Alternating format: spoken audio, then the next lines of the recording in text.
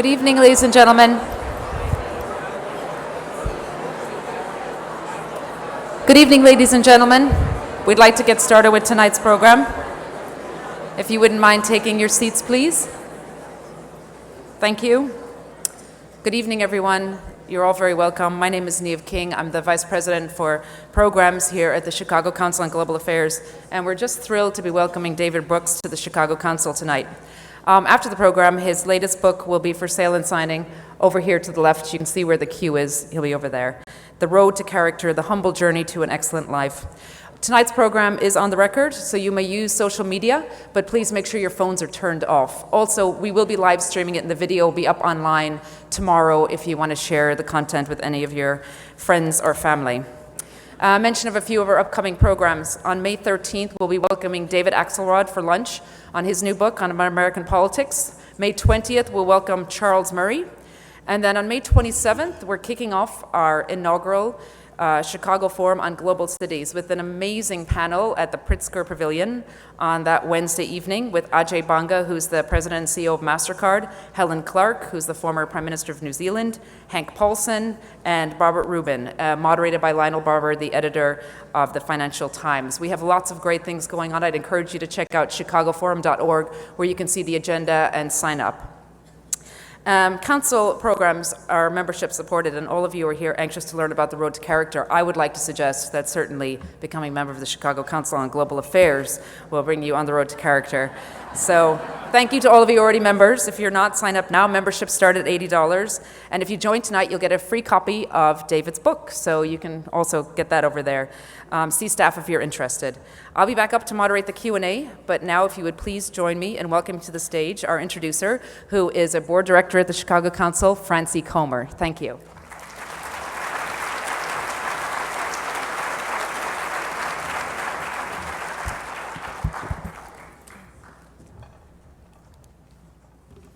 Good evening, ladies and gentlemen. When we turn on our TVs and read our newspapers, it can be difficult to find commentary with depth. Commentary that goes beyond the left-right banter and the conflict that makes up so much of our media today. Yet it is exactly this kind of deep and thoughtful analysis, so often lacking in our public discourse, which David Brooks so frequently brings to the table. Indeed, contrary to what he writes in the opening pages of his new book, that he's paid to be a narcissistic blowhard, David's columns and books have proven him to be one of the most witty, honest, and thoughtful writers in America. In his extensive published works, David has examined such varied topics as bohemian counterculture, the nature of America and Americans, and the source of love, character, and achievement. Tonight, we explore a new set of questions. How can we lead richer and more substantive inner lives?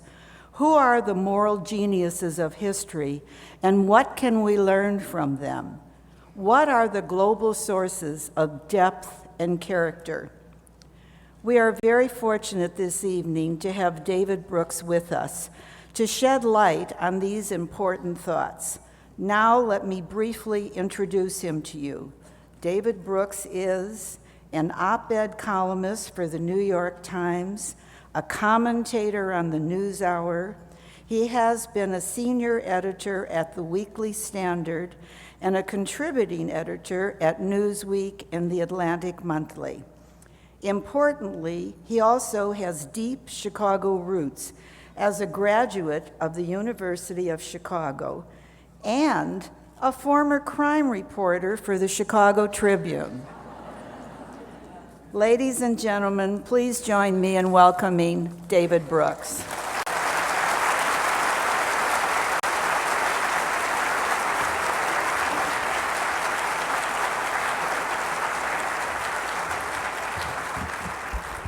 I should make it clear that I'm actually from New York. before I came here. I grew up sort of near Greenwich Village in a place called Stuyvesant Town where David Axelrod also grew up. And we were in somewhat a left-wing household. My parents, when I was 5, they took me to a bee-in, which was where hippies would go just to bee. And so one of the things they did was they set a garbage can on fire and threw their wallets into it to demonstrate their liberation from money and material things. And I was 5, and I saw a $5 bill on fire, so I broke from the crowd, reached in the fire, grabbed the money, and ran away.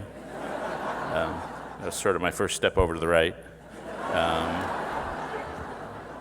Now I'm a conservative columnist at the New York Times, a job I liken to being chief rabbi at Mecca. Not always a lot of company there.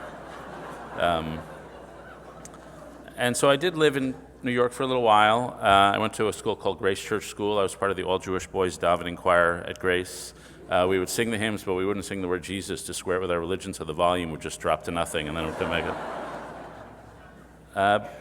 And I did learn there that I wanted to be a writer at age 7. I read a book called Paddington the Bear, and I learned I wanted to do that. I remember in high school, I wanted to date a woman named Bernice. She didn't want to date me. She dated some other guy, and I remember thinking, what is she thinking? I write way better than that guy. So that was my value system was sort of formed. But then David Axelrod, who grew up in Stuyvesant Town, where I grew up, came to the University of Chicago. And so I follow David Axelrod around. And so I went to the University of Chicago a few years after him. Most of you know it as the school where fun goes to die. But the more accurate phrase is it's a Baptist school where atheist professors teach Jewish students St. Thomas Aquinas. And while there, 2 big things happened to me. One, my boxing career started. I was a manager, not the fighter. I had a friend named Les, a.k.a. the Kosher Killer. And we entered him in the Chicago Golden Gloves. And he kept getting buys. And so if he made it to the semifinals without a single bout. And so we did the University of Chicago way. We didn't actually practice boxing. We read a lot of books about boxing. And so when he actually had to get in the ring, he just came out with his arms flailing.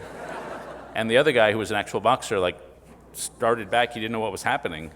But 92 seconds in, it occurred to him that one uppercut would end the bout. And that's more or less what happened. The second thing that happened, I wrote for the school paper, and William F. Buckley came to campus. And I wrote a column about him being a big name dropper and a pompous guy. I said he wrote the first 3 volumes of his memoirs on the day of his birth. All of human history up to his conception, and then Seeds of Utopia about the 9 months of his gestation, then The Glorious Dawn about the day of his birth. And then he formed 2 magazines, one called the National Buckley, one called the Buckley Review, which he merged to form the Buckley. And so he came to campus, gave a speech, and he said, David Brooks, if you're in the audience, I want to give you a job. And so that was like the big break. Sadly, I wasn't actually in the audience. And so I went to work at the City News Bureau. Well, David Axelrod had gone to the Tribune, was the chief political writer, and I followed David Axelrod everywhere. And so I went to the City News Bureau. And so he was my hero when he was covering the Council Wars, the Washington-Verliac Council Wars. And I learned a lot there. And I began to hang around guys, community organizers from the South Side who've gone on to things. I made other friends over the years. I have a dear friend who calls me up probably a couple times a week to tell me how great the city of Chicago is, and how well led it is, and how a great job the mayor's doing. And so Ram has stayed in touch all these years. I'm actually a big fan of Ram's, so way to go, Chicago. I'm glad you reelected him. And so these are some of the things that happen in life. You have twists and turns. You get an unexpected offer from Buckley. You have a political conversion, which to me actually happened covering the Robert Taylor homes in Cabrini Green. Made me a little more conservative. But then some things that happen are unexpected and uplifting. And I do the show mentioned, which, called The NewsHour with Jim Lehrer with a guy named Mark Shields. Our segment's called Shields and Brooks. We wanted to call it Brooks Shields. That would have been better, but Mark has been doing it longer than me. It's Shields and Brooks now. It was Shields and Gigot, Shields and Gergen. Before that, it was Shields and Coolidge, if you recall. And then I think it was Shields and Aristotle was the original. I don't know. But so I'm doing that show, and it's the summer. It's about 10 years ago. And I drive home. It's 7:20 or so when I get home. And the summer evening sun is coming through the trees, and our driveway pulls around the garage, and you can see in the backyard. And my 3 kids, who were then like 12, 9, and 4, were in the backyard with this ball you get in the supermarket, and they're kicking it up in the air, and it's curving in the wind, and they're racing across the yard to see who can get onto it first when it lands. And they're tumbling all over each other and laughing and joking. And I just sit there with this unexpected tableau in front of me, and I look at it through the windshield. And it's just one of those moments when life and time are suspended, and when reality sort of spills outside its boundaries, and you just get overwhelmed with a sense of gratitude, a sense of beauty that you haven't earned. I'm sure parents have had these unexpected moments. And when you get that, it elicits sort of a strange stirring. It enlarges the heart. You get a glimpse of a higher moral joy than is higher than anything you get in the workplace. And then you have at least I have a desire to want to be worthy of that moment, to want to live a life so you're worthy of the goodness that has been given to you that you don't deserve. And so that can happen at a transcendent moment. It can also happen at other times, and it happens to me often. About once a month, I'll meet somebody who just radiates joy, radiates an inner light. Last summer, I was seated at a Washington think tank luncheon next to the Dalai Lama, and he's one of these guys who just radiates joys. He laughs at completely odd moments, unexpectedly and for no apparent reason, and you want to be polite, so you laugh with him. And so he laughs and you laugh. You feel like you should tell jokes just to sort of give some rationale for the laughter. And so it was sort of awkward for me to sit there, and I was trying to think of what to say. And he has a little Dalai Lama bag, a canvas bag, that he carries stuff in. So I said, "You got any candy in there?" And he starts pulling stuff out of it, and basically it's everything you get in the first-class cabin of an international flight. So like the eye shades, the earplugs, little razor, toothbrush, and then he pulls out a Toblerone bar. So he did have at least that. And so he's a global celebrity who's internationally famous and has inner light. But you meet people who are just regular. And I was in a place called Frederick, Maryland, where I visited some women who teach immigrants to read after they teach them English, and that can take years and years. And I walk in a room, there are like 35 ladies, mostly age 50 to 80 maybe, and you just get radiating a sense of patience and goodness. They just weren't fancy. They sort of glowed with love and caringness and kindness. They didn't know me from Adam, but they made me feel really important when you walk in the room. They really listened to you. And they just seemed settled. And they weren't thinking about what wonderful work they do. They just weren't thinking about themselves at all. And so my reaction is just to want to be around those people. But also to think, I've achieved way more career success than I ever imagined when I was, walking around these streets trying to think of what to do with my life. But when I think of that inner light, I think, well, I haven't achieved that. You want to be one of these people who touches so many others by being present in times of trauma and who is there. You want to be that kind of person. And so the way I thought about it, I started the book with this thing. There are 2 sets of virtues. There's the resume virtues and the eulogy virtues.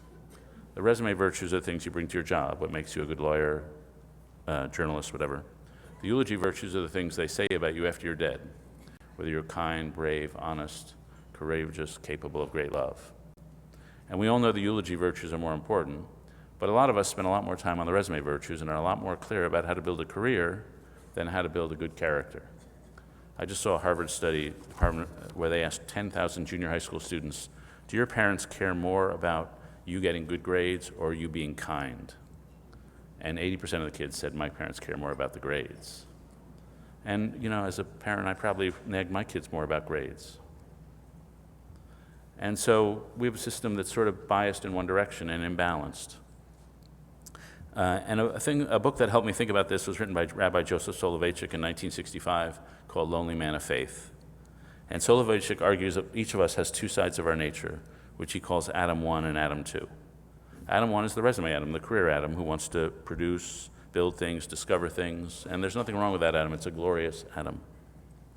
The other side of our nature is internal, Adam 2. Adam 2 wants to embody certain moral qualities, wants to have a strong inner character, a solid sense of right and wrong, not only to do good, but to be good inside. And so Adam 1 wants to conquer the world. Adam 2 wants to obey a calling and serve the world. Adam 2 asks how things work. Adam 1 asks why things exist and what ultimately we're here for. Adam 1 wants to venture forth. Adam 2 wants to return to roots, to home, to the warmth of a family meal, friends around a bar. And Soloveitchik argues that you got to balance these two Adams. And sometimes they work together. Sometimes being a good person helps your career, but sometimes it hurts. I have a friend who hires a lot of people, and he asks this question in all the interviews. Name a time, his job interviews, name a time you told the truth and it hurt you. He wants to know that they're willing to put Adam 2 before Adam 1. And I'd say the two conflict because they operate by different logics. Adam 1, the creating building Adam, operates by an economic logic which is straightforward. Input leads to output, practice makes perfect, effort leads to reward. That's what makes you a great athlete and great in any business. Adam 2 is a moral logic, which is an inverse logic.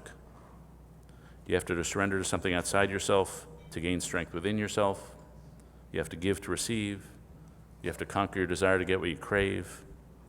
Success can lead to the greatest failure, which is arrogance and pride. Failure can lead to the greatest success, which is humility and learning. In order to fulfill yourself, you have to forget yourself. In order to find yourself, you have to lose yourself. So as I say, we live in a culture that nurtures Adam 1. It's a competitive culture. You got to spend a lot of time on your career. There's a lot of fast and shallow communications that makes it hard to pause and hear the still, soft voices of the depth. Social media encourages us to be branding ourselves, promoting ourselves, making little celebrities of ourselves. And we have a moral philosophy that's prevalent in our culture that we tell each other, and we especially tell our kids, you're really good inside. You are so wonderful. And all the commencement cliches flow from this feeling, oh, we're all so wonderful. Follow your passion, be true to yourself, trust yourself. So we tell our kids how great they are, and they believe us. There was a survey done in 1950 of high school students, are you a very important person? And in 1950, 12% said, yes, I'm a very important person. The same question was asked in 2005, and this time 80% said, yes, I'm a very important person. Sociologists have a test called the narcissism test, where they say, I'm going to read you a bunch of statements, does this apply to you? And there are things like, I find it easy to manipulate people because I'm so extraordinary. Somebody should write a biography about me. I like to look at my body. And the median narcissism score has risen 30% in the last 20 years.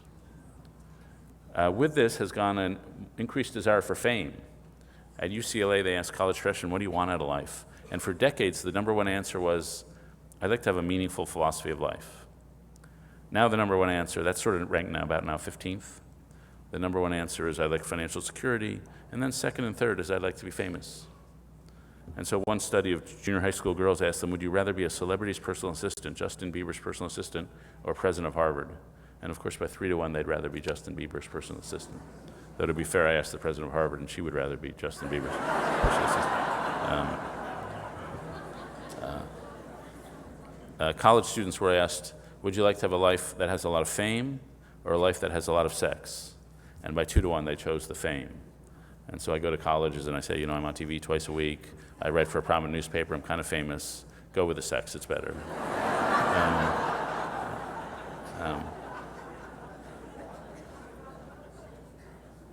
But the problem is if you are all the external, you lose the ability to talk internally. You just don't know how to think. It's not that you're bad. You just don't have the categories. Notre Dame sociologist Christian Smith asked college students, name your last moral dilemma. 70% couldn't name a moral dilemma. They said, I pulled in a parking space, I didn't have any quarters. He said, that's a problem. It's not really a moral dilemma. And they were not bad, they just didn't have the vocabulary. Google Ngrams measure the word usages, what gets used in all the books, magazines, and newspapers. And over the last 30 or 40 years, economic usage is up. We're talking a lot about economics. Moral categories, moral words are down. Bravery is down 66%. Gratitude is used 49% less. Humbleness down 52%. Kindness down 56%. We're just talking less about this stuff. And my conclusion from personal experience is if that's all you are, Adam 1, you turn into sort of a shrewd animal. You lose a quality of inner depth. You have a sort of an unconscious boredom because your life is not really attached to the highest ideals. You grade yourself on a forgiving curve. You think, people seem to like me. I'm not obviously harming anybody. I must be okay. But year by year, a gap opens up between the person you want to be and the person you are. You're not really deserving the eulogy you want. You don't have that inner light. And so I set out to figure out, well, how do people do that? How do people get that glow? How do they build a life of integrity? And I'm not a philosopher, so I didn't do it by abstract moral rules. I think we learn from each other. We learn from people. And so I wanted the case of biographies of people who actually did it. And I looked for people who at age 20 were kind of messy and unimpressive, but who by 70 were magnificent. And so one of those people is Dwight Eisenhower. His mom, Ida Eisenhower, was born in 1862 in Shenandoah, Virginia. Her mom died when she was 5, her father when she was 11. She was sort of an indentured servant for a neighboring family. They went on a picnic one day, so she walked away. She walked to Staunton, Virginia, put herself through high school, got on a wagon train, came to Kansas, and got herself through university. And met David Eisenhower, had 6 sons, one of whom was Dwight. An amazing story. When Ike was 9, he wanted to go trick-or-treating. Ida wouldn't let him. She said, "You're too young." He threw a temper tantrum, punched the tree in his front yard, and punched it so bad he rubbed all the skin off his fingers. She sent him to his room and let him cry for an hour, and then came up to him and recited a verse from Proverbs, which is, he who conquereth his own soul is greater than he who taketh a city. And 60 years later, when Eisenhower wrote his memoirs, he said that was the most important conversation of his life, because it taught him 2 things. 1, humility. He had a problem inside, his temper. Humility is not thinking lowly of yourself. It's a state of radical, accurate self-awareness, where you know your strengths and you know your weaknesses. And then it taught him that the central drama of his life was not the external climb to success. It was the internal confrontation against his own weakness. And so he practiced for the rest of his life self-defeat, beating his own weakness and transcending it, which is how character is built.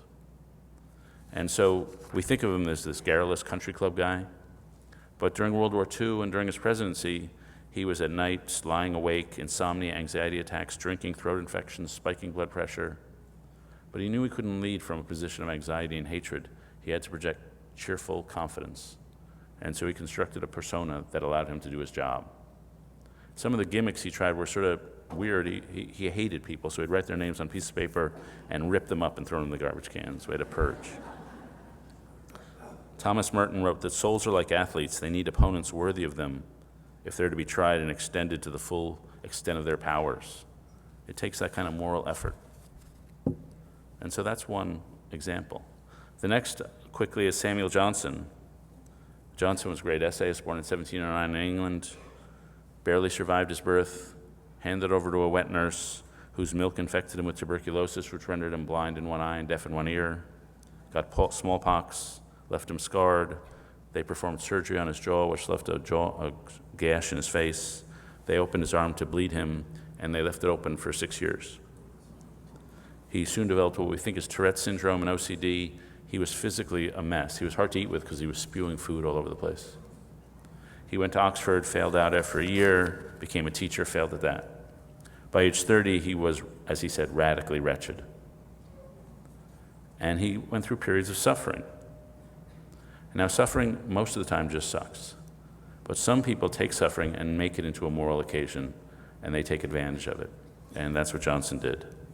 The theologian Paul Tillich says that what suffering does is it takes you those moments of suffering when you get dumped or you lose a job or you have some failure or lose a loved one. What they do is they take you between the everydayness of life and reveal to you that you're not the person you thought you were.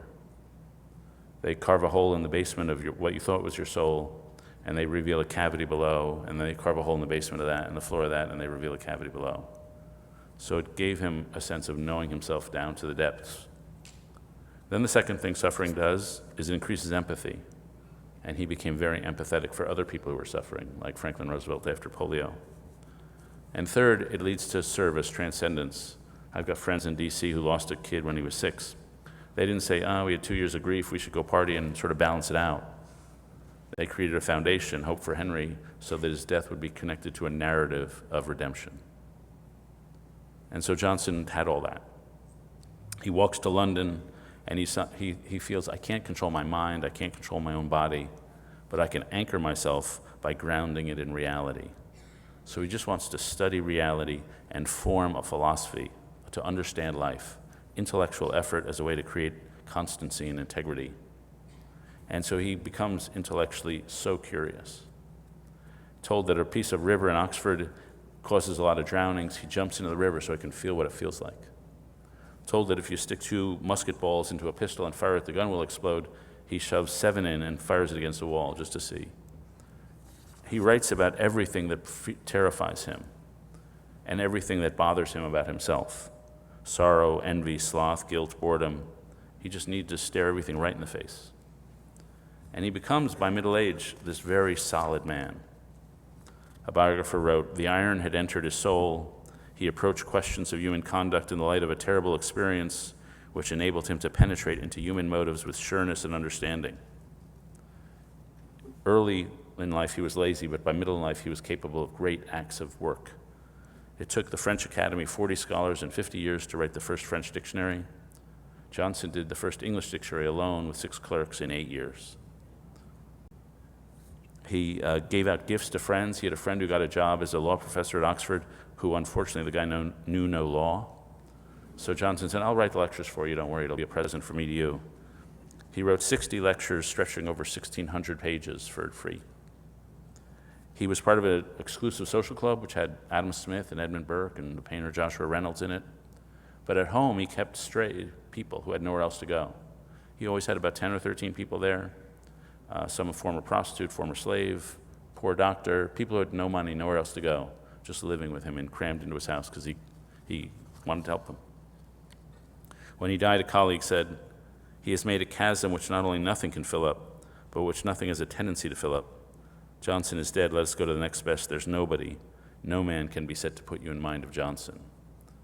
And he's an example how the rage for wisdom, intellectual effort, can turn into a moral enterprise and create constancy. I mentioned 2 more people. The third is Frances Perkins. Perkins was the first female in an American cabinet, Secretary of Labor under FDR.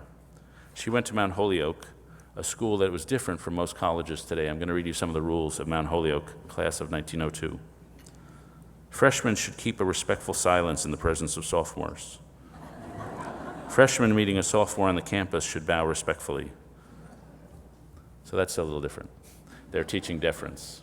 They're also teaching hardness. Her worst subject was chemistry, so they made her major in chemistry.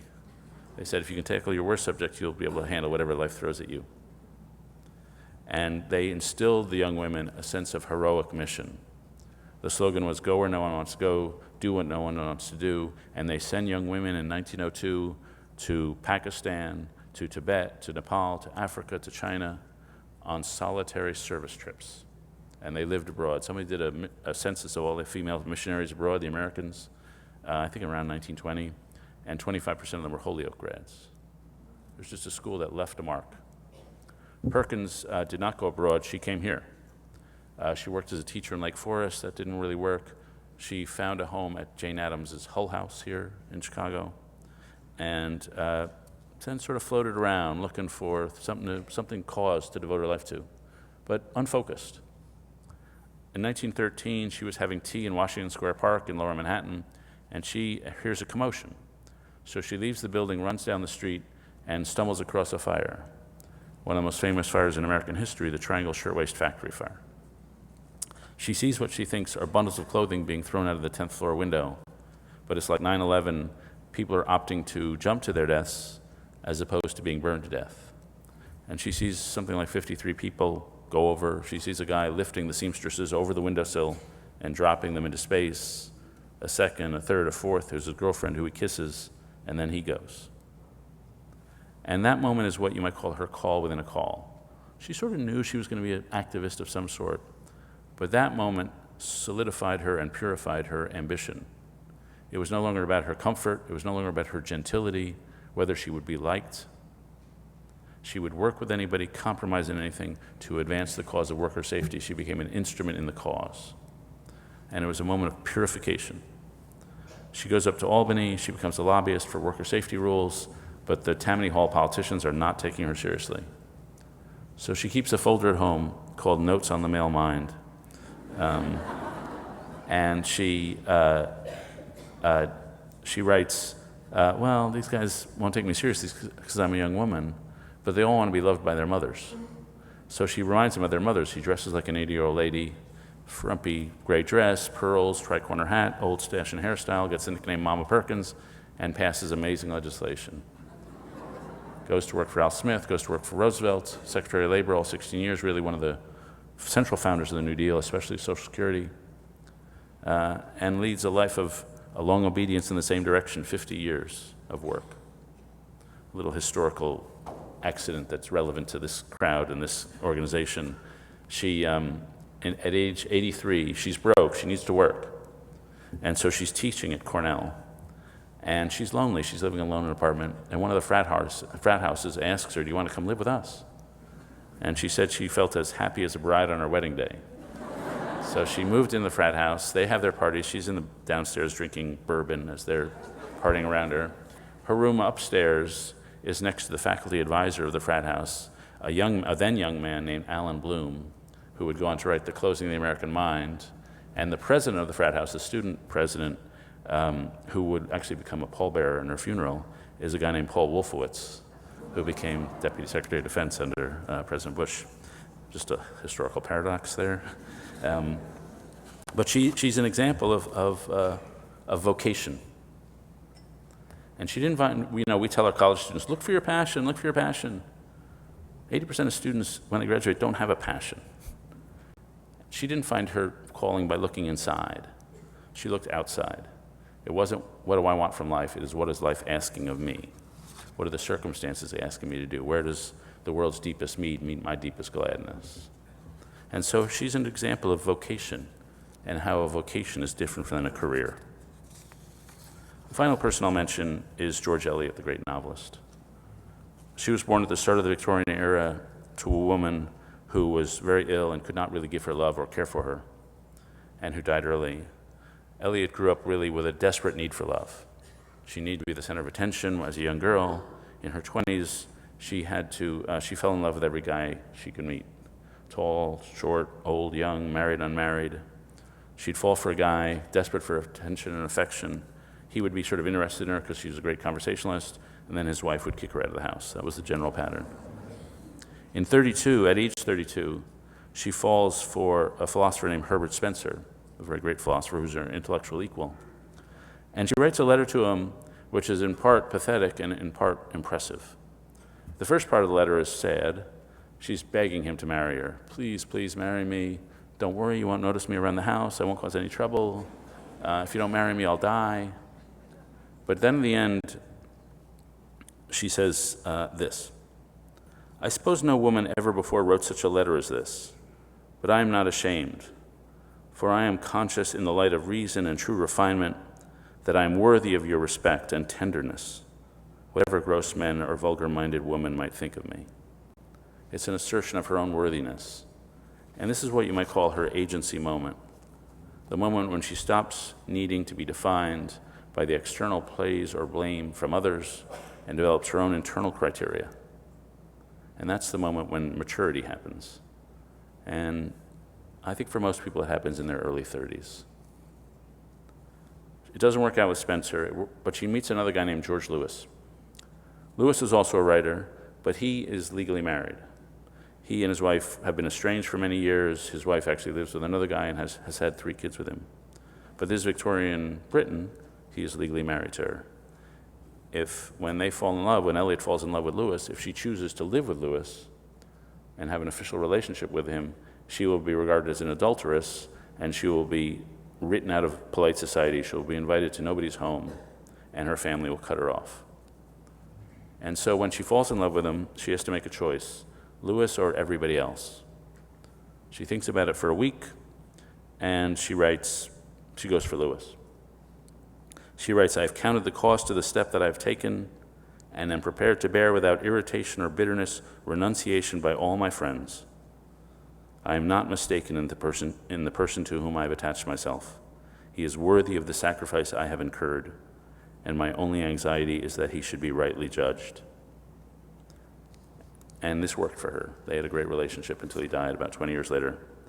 And she's an example of somebody who was sort of messy, but whose life was solidified and given focus by a love for another person, a romantic love. And so what this kind of love does, first it humbles you. When you're in love, you're not controlling your own mind. It's like being invaded by an army you want to be conquered by. The second thing it does is it opens up hard ground, plows open hard ground, and reveals fertile stuff below, soft stuff. So you're more likely to suffer, but also feel greater joy. The third thing it does, it decenters the self. It reminds you your riches are not in yourself, they're in another. The fourth thing it does is it fuses people together. So two souls become one unit. Montaigne has a great essay where he says what love does is it eliminates the distinction between giving and receiving. When a friend accepts a gift from a friend, the person who accepts the gift is doing the greater favor, giving his friend the pleasure of giving away the gift. And so this is the kind of love she had, the sort of passionate, poetic, idealistic love that is the first blush of love that Taylor Swift sings about. But she was already in her 30s, and there's what the philosopher Roger Scruton calls a second love. And this is not as idealistic, it's not as poetic, it's not as sentimental. It's based on a mature decision about your own strengths and weaknesses, about the other person's strengths and weaknesses. It's less passionate, but it's more enduring. And this was really the kind of love that solidified her with Lewis. This is the kind of love a friend of mine named Leon Wieseltier, he gave a wedding toast to the wedding between our UN ambassador, Samantha Power, and a Harvard professor named Cass Sunstein. And this is part of the toast he gave. And it's about this kind of love. This kind of love, he wrote, is private and it is particular.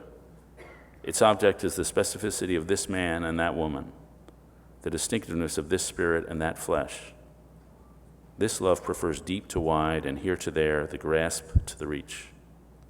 When the day is done and the lights are out, there is only this other heart, this other mind, this other face to assist in repelling one's demons or in greeting one's angels.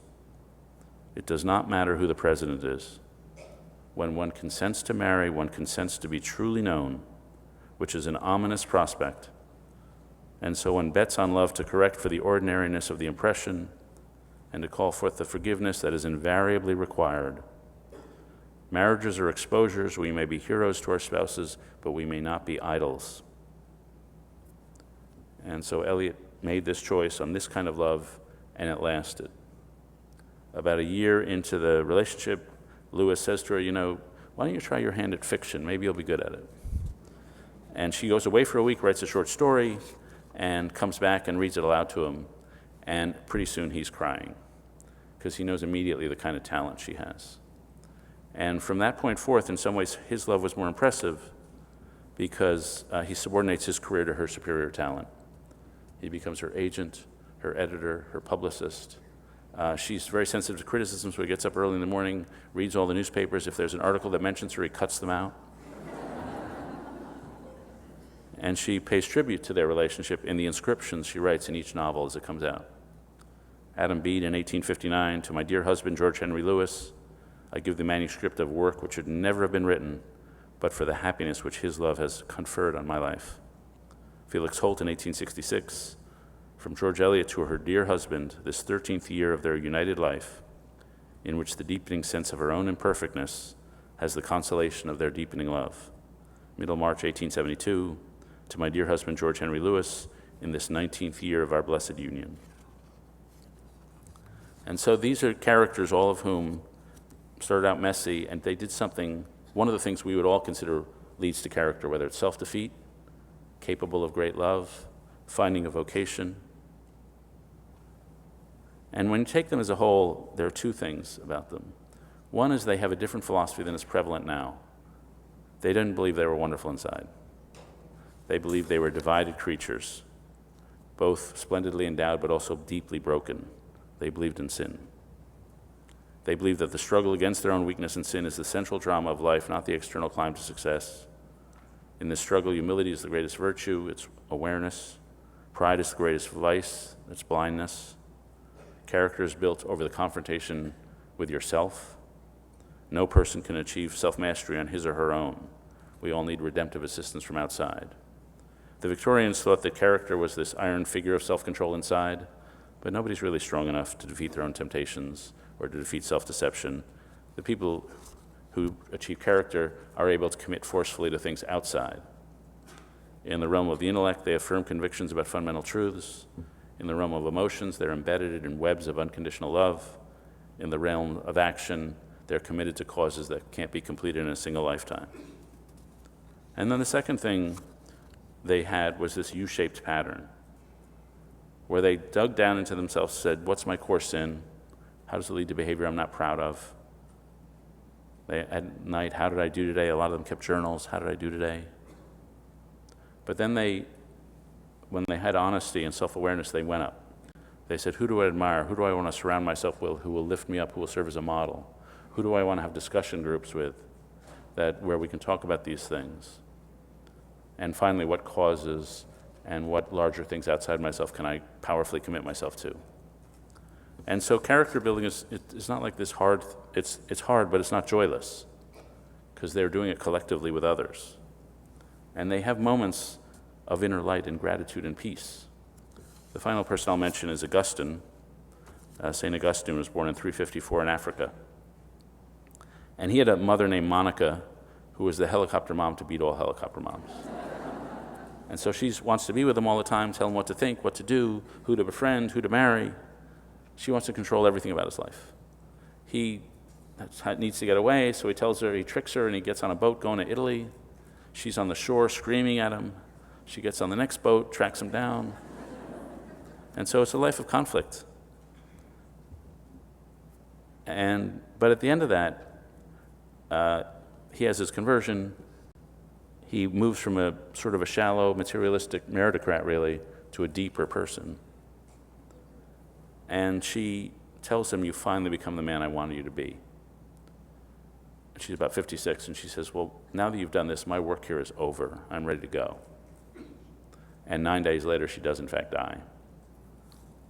And he describes their final conversation, which took place in a garden, as after years of conflict, coming together at a deeper level, the deeper agreement they had. He said, from material things we came to our own minds and went beyond them into the realm of pure spirit. He talks about the sweetness of their conversation mingling together. And then he has a long sentence that's very hard to parse, but he essentially has one word that runs through it, and the word is hushed. He said the sound of our voices was hushed. The sound of the wind in the trees was hushed. The sound of the birds was hushed. The sound of our hearts was hushed. And you get this sense of just peacefulness and tranquility. And the ambitions of Adam 1 are never satisfied. There's always something else out there. But the ambitions of Adam 2 do yield to a quiet and to a gratefulness. And out of that comes the inner joy, which is what I think we're all born to shoot for. Thanks.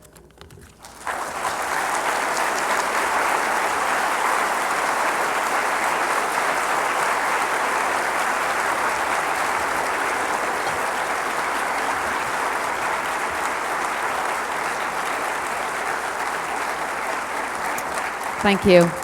Now we'd like to go out to the audience for questions. If you wouldn't mind raising your arm and waiting for a mic and making sure it's a question, that would be great. You can't have stumped I'm happy to talk about the 1,000 Iranian people. nuclear deal, by the way. Yeah. Is it right there, the question? Yeah, thank you. After all of your research and soul searching, what did you learn most about yourself in writing the book? Well, you learn a couple things.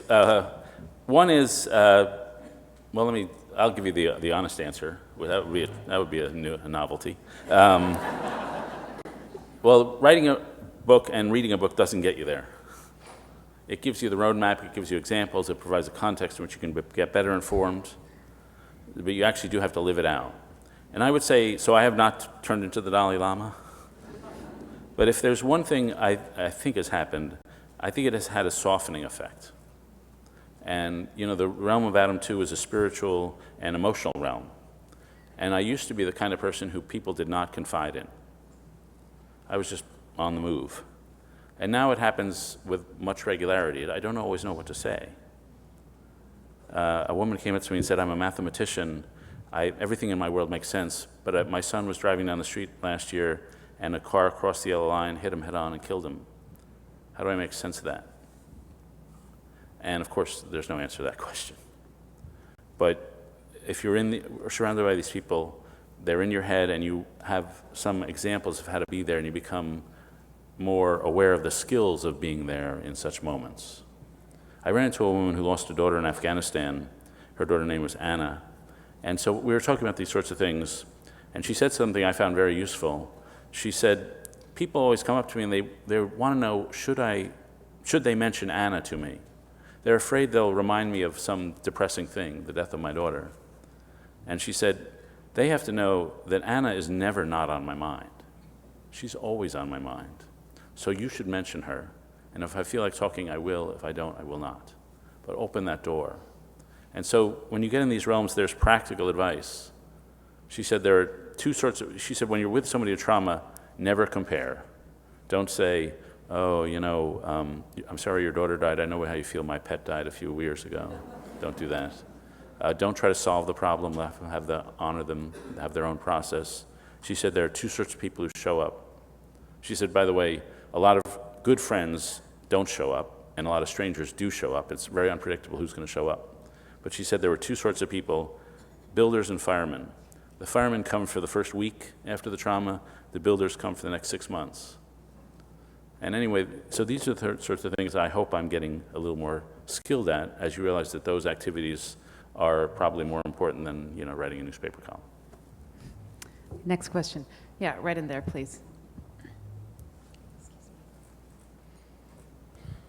Could you comment on the importance of a life philosophy to a human being, and in the reaching of a life philosophy, would you comment on the battle between science and faith? First, on the importance of a life philosophy, what we tell I teach at Yale. I only teach at schools I couldn't have gotten into, and we tell our students at all places, come up with your own philosophy, come up with your own values. And in my view, if your name is Aristotle, maybe you can do that. But most people just can't. And so what I try to offer my students, I say, you live in a great civilization. People who came before you left you a whole series of moral traditions based on different value systems. There's the Greek and classical tradition based on honor and courage and glory. There's the Jewish tradition based on obedience to law. There's the Christian tradition based on faith and surrender and grace. There's a scientific tradition based on reason and reasoned deduction. I'll give you 14 or 15 moral traditions, moral ecologies. I'm not going to tell you which one to pick, but pick one. Find the one that seems truest. And so my life was changed by the University of Chicago the first 2 years because that's what they did to us. And they aroused the desire. You just try them on like you're in a fitting room. And so that's one thing. The second thing on science and religion, I confess I don't see the big conflict. These are two radically hostile territories sometimes. But there are two things that faithful people believe God does. The first is create the universe. And if a scientist can tell me what existed before the Big Bang, or a neuroscientist can tell me how 3 pounds of meat in your head can create consciousness, well, I'll be impressed. But until you've done that, I think there's deference to a little humility toward religion. Second thing faithful people believe is God redeems us. And that redemption is a lovely thing. I don't care if you're Christian or Jewish or Muslim or secular. There are certain religious concepts that can have secular meanings or religious meanings. Grace, for example. For Christians, it means the unmerited love of God. For secular people, it can mean your friends are helping you in ways you don't deserve. But in either case, we're all beneficiaries of grace. And so I preach two things. One, a little respect for each side, and no contempt for the faithful from the scientists, and vice versa. And two, I just observe in life, I know many wonderful, wonderful atheists. They're just wonderful people. And wonderful, wonderful believers. and I know a lot of schmucks in both camps. And so I'm a secular writer. I can't preach. I can't say you should be religious or you should not. People come up with their own that. But a little respect. Thanks. Next question. Yes, in the back, please. There, yeah. See, the mic's coming. Reading your book as a call for a lifelong struggle against sin, or to put it positively, a lifelong struggle for integrity and closing the gap between our highest ideals and the reality of ourselves. I was wondering if you'd considered the extent to which the policies and practices of a 12-step program dovetail with the type of calling that your book makes, and whether that would be a means to implementing what you call for. Yeah, I think AA was founded by a guy named Bill Wilson, or something like that. I'm guessing now. It's going through the memory banks. But when I read about how that works, it's just based on a lot of very astute observation about human nature. It's based on an admission of weakness, a bringing down. It's based on that U-shaped curve, and then an acknowledgement that you can't do it on your own, and you need redemptive assistance from outside. If you look at a lot of these lives, there's just a U, and then there's a rise up, and then every day is a little U. And you just begin to see the down periods as part of a story of redemption. One of the characters in the book is a woman named Dorothy Day, who was born here. And she read novels, and then, unfortunately, she couldn't just read them. She acted out the novels. And she, unfortunately, read a lot of Dostoevsky. And so she did a lot of drinking, a lot of carousing, poverty, a couple abortions, suicide attempts, just hit bottom, and was falsely arrested and took the arrest as an indictment of her own disorganized lifestyle. But then she was redeemed in part by self-confrontation, but in part just by the birth of her child. She gave birth, and she realized that all the accounts of childbirth she'd ever read were written by men. So 40 minutes after giving birth, she writes an essay for the New Masses about what it was like. And it's a great essay, but it ends with a passage that's something like, if I had composed the greatest symphony, written the greatest novel, sculpted the greatest sculpture, I could not have felt the more exalted creator than I did when they placed my child in my arms. I experienced vast floods of love and joy, and with that came a need to worship and to adore. And her love flowed through her child to God. She became Catholic worker with great newspapers she founded, homeless shelters, community service, food banks, and spent the next 50 years living with the poor. And it has that downward slope, and the general shape of the AA, the 12-step programs, it's that same basic humility and slope. Thanks. Next question. Yeah, the woman right here, please. Hi, thank you. I'm curious, in your research, were there any people that you originally had, because publicly they lived what seemed to be a life of integrity, but as you did your research, you found out that maybe what went on underneath, it was like all press and PR. Yeah. Well, it's in part why I don't have any living people, because you never know what they're going to do. I'll tell you who was the hardest to find was writers. I wanted to get a writer, and I looked in the private life of all the writers. They were all awful. They treated people terribly, narcissistic, selfish, self-centered. I finally found George Eliot, and Samuel Johnson was a writer. But writers was a very bad category. The toughest category, of course, which I punted on, except Eisenhower, was politicians. And politicians, I think, are good people. You know, we all, at least in my profession, we spend a lot of time around them. But what they lack, and all the people that I wrote about, possibly with the exception of Eisenhower, he's a little iffy, they were very articulate. They had a lot going on inside. And they journaled, there was an inner voice that was very rich and complicated. What I find in a lot of politicians, since they are their own product that they're selling, since they're always in public, the inner voice goes away. It just goes.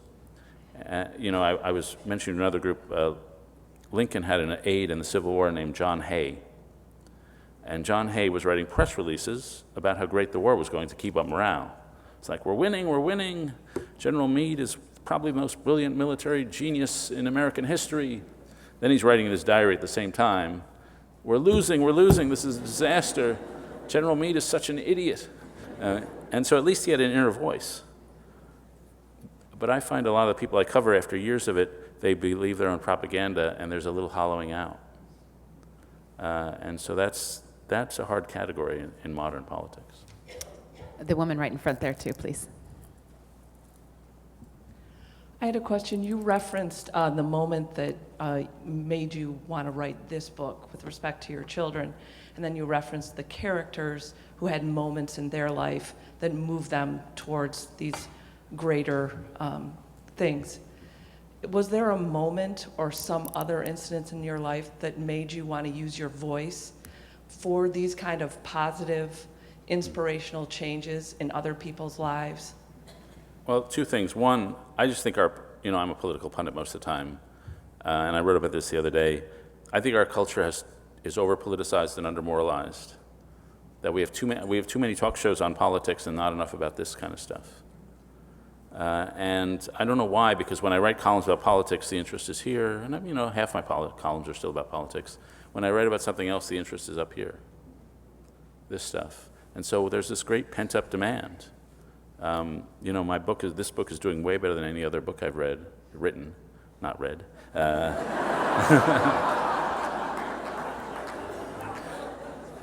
More popular than the Bible. But it's just because I think there's just pent-up demand for this kind of conversation. And I hope to spend the next several years trying to shift things over. And then I'll mention one of the things. It was a moment, again, I've had such a good life, I haven't had tragedy, but there was a moment where I was inspired. And I was driving home in Washington listening to NPR, and I heard an old radio show called Command Performance, which was a variety show that went out to the troops in World War II.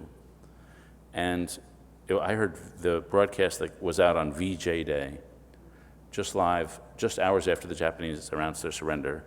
And Bing Crosby gets out there and he says, we've just learned we won this war. I guess at a moment like this, we don't feel too proud.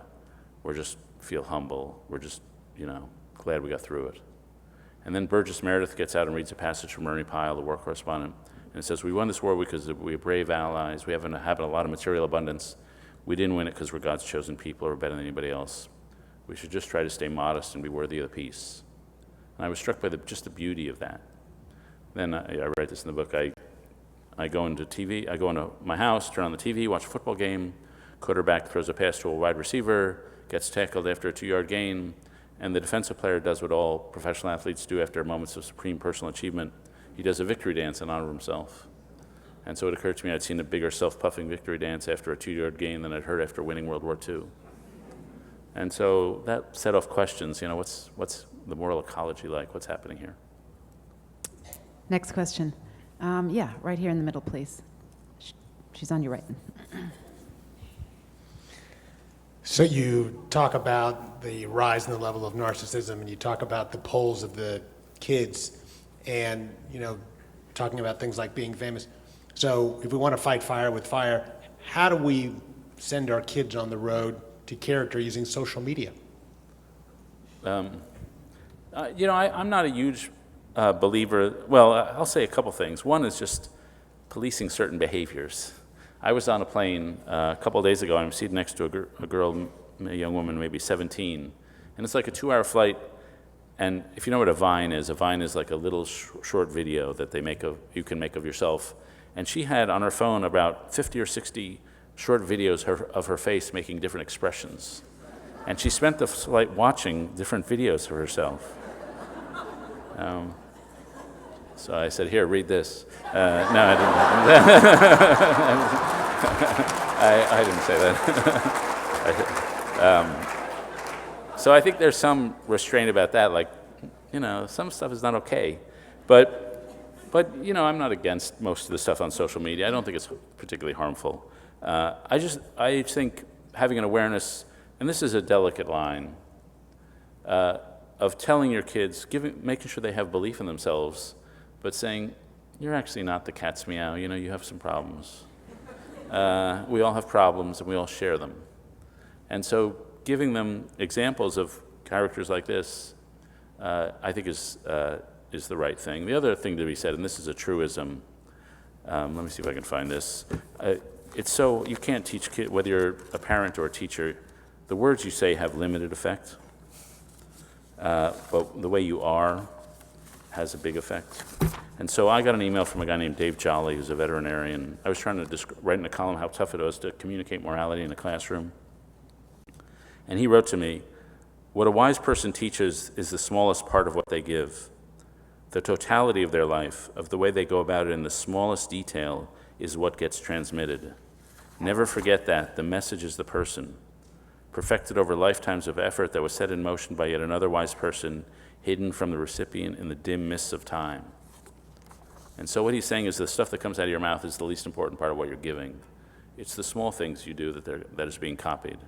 And as we think back on the teachers who had a big effect on us, we barely remember what they taught us, but we remember the way they are. And so it's just how you behave is how you raise your kids, not what you say. Next question. Yeah, the woman in the red jacket, please. Hello, thank you for taking my question. The last time I heard you speak, you were here in Chicago a couple of years ago. It was right before a presidential election, the election that elected President Obama to his second term. You were speaking about many of the themes that led to your book, and you said something then that got my attention. And you said that, I'll paraphrase, that whoever was elected, it kind of really hardly mattered because this broader culture of celebrity and the lack of humility over the last 30 years was really what was at issue. And I wonder, since that time, if you've seen anything in the broader culture to suggest that there may be a shift, or are we still headed toward peak celebrity, peak lack of humility? I mean, is there any cultural shift that you're seeing? Yeah. A couple things. First, I probably overstated the case. It didn't matter who got elected. It certainly mattered to Chicago and the placement of the Obama Library down on the South Side, which is so important. So, politics does matter. But I do, and I get this all the time, people believe all our behavior is shaped by politics or shaped by economics. But I do think culture and behavior is its own independent force. The person I quoted, Samuel Johnson, has a couplet, "Of all the things that human hearts endure, how few are those that kings can cause or cure." Meaning there's just a realm of life that politics doesn't touch, or barely touches, of relationships and friendships. And so I defend the turf that's non-political. The second thing, as for the culture, the general shape of the culture, I'm really against ideas that we're on the road to Sodom and Gomorrah. First of all, I think we're getting better and better as a country. I mean, I praise the 1940s for that command performance, but believe me, we would not want to go back there. It was a racist culture, a sexist culture, anti-Semitic culture. The food was really boring. Fathers had a great deal of trouble expressing emotion to their kids. And so cultures adapt and they solve some problems and they create new ones. And so I think we've made progress on a lot of problems, and then we've created some new problems, which is what this book about. But it's not a general decline. Second, if you want to feel good about the country, well, I just took a walk around the city here. The city looks amazing. It's way better than when I lived here. Way better city. And second,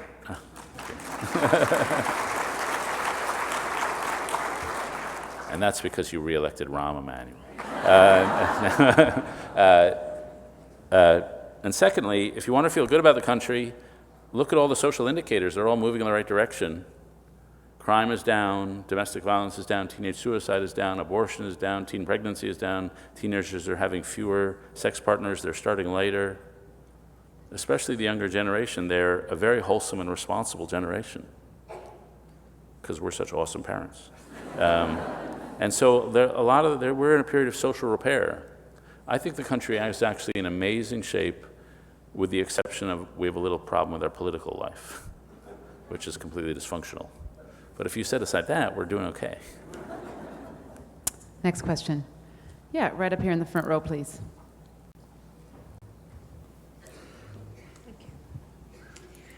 Thank you for being here. First, I'm a pastor, and you could preach in my pulpit any old time. That was brilliant. Besides churches, where else can conversations like this happen? Where can we begin to inject again a moral discourse into the everyday fabric of our life? Yeah. Well, the place it should be happening is on universities, but often it's not. The universities are often the biggest offenders. Families are obviously the place where it should be happening, but often that's not happening. Just once, I'd like to have one of my students come up to me and say, you know, I really wanted to major in finance, but my parents are forcing me to major in art history. Like, that never happens because families are pushing in the opposite direction. And then I just think we need new structures. We've had a period of, and especially I would say for people in their 20s. You know, it used to be people graduated from college, they got a job, they got married, they bought a house, they started having kids by age 25. But now that's age 35. And this is a crucial period of moral formation. And what strikes me about, and especially kids in this generation, they want to have social impact, they want to have meaning, they're very hungry for this. And yet the institutions have not come into place to allow them to do it. It's not going to be like the way it was in the 1950s when Abraham Joshua Heschel and Reinhold Niebuhr were on the cover of Time magazine issuing edicts from on high. That's not the culture anymore. We have a democratic, interactive culture. And so there's got to be institutions where people can get together and have their own conversations. And so I slowly begin to see institutions forming that cater to people in these, well, I wrote a column calling them the Odyssey years, 20 to 35. And for example, if you go around the country, you probably have offices here. There's a firm called WeWork that is a collective office space firm. And that's all the people who were hanging out at Starbucks alone now can rent space at WeWork, and they're in a community. And that's an example of a new institution forming to cater to 27-year-olds. But we have to do that in the personal and social sphere. If I can give a plug, I have created a web page that's supposed to do this, where I ask people from all ages to write about what their purpose in life and how they found it. I ask people describe the person you admire the most, write your own eulogy. The website is called theroadtocharacter.com. You can find it, and I ask people to churn in, and then we're just going to publish a lot of that stuff. It's just a place to have a conversation, but we've got to have many more venues. We have a student group here from the lab school. Do any of the high school students have a question? Okay, pre-Odyssey years. Thank you. Yeah, right over here, please, in the blue shirt. Which current, excuse me, corporation would you say is most in tune with their Adam 2? That's a good question. The MGM Grand Casino. No, I don't know. You know, that's a very good question. I haven't thought about that. I do think some corporate leaders, there was a guy I almost put in the book named James Rouse, who was a developer in Baltimore, who was a very fine man. Well, I'll mention it. A guy I know from here, a lot of people in this room probably know him, is Lester Crown. And so he's the kind of individual. And there are just a lot of businesses that exude two things. One, they have social impact for the world, but then to work there is a decent place. And, you know, Forbes and magazines such as that do lists. Can't think of any off the top of my head right now. I mean, it's a question I would have to think about. But a company, you know, my belief is that humility is a good business practice. Not speaking first at the meeting, but speaking last for the CEO. Showing an epistemological modesty, there's things you don't know. There are studies that show if you look at the quarterly report, when the CEO uses the first person pronoun, often in his little statement, the stock price tends to go down over the next quarter. There's also a correlation between the CEO winning awards and the company suffering subsequently. So I do think in general there's an economic value in humility, though that's not the reason to adopt it. Ladies and gentlemen, unfortunately, that's all we have time for, but Mr. Brooks will be signing books right over there, courtesy of the bookstall. Please join me in thanking him for his presentation.